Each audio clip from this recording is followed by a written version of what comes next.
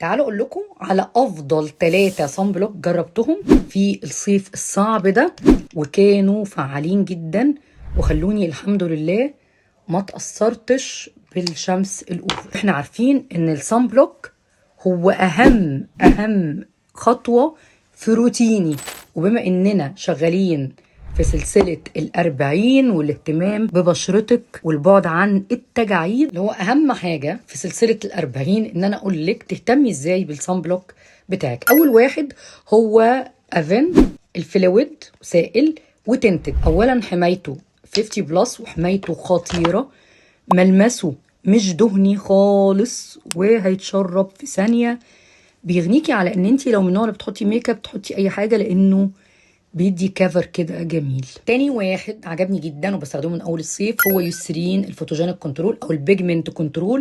من اسمه هو اصلا في الماده الفعاله بتاعه مواد التفتيح بتاعه يوسرين اللي خدت براءه اختراع في العالم كله، فتخيلي ان انا بحط صن بلوك بيحميني اصلا من التجاعيد. هو كريمي خفيف جدا جدا جدا وناعم، ملوش تنتد ولكن بيتشرب في ثانيه وبيديني شكل جلوي. اخر واحد وهو السنتيلا الكوري، وانا ما كانش بيعجبني بصراحه اي صن بلوك كوري، ولكن ده بالتحديد تحفه تحفه تحفه. هجربه بقى هنا، حتى دي ما خدتش من الحاجات بصراحه، ادتني افكت حلو قوي وله ضي كده. انت اول ما بتحطيه بتحسي انك دهنه حاجه بيضه في خلال دقيقتين بالظبط، مش بتلاقي اللوك كده، بس تحسي ان انت طول النهار فريش ومتفتحه كده. برضو خفيف جدا ومش كريمي.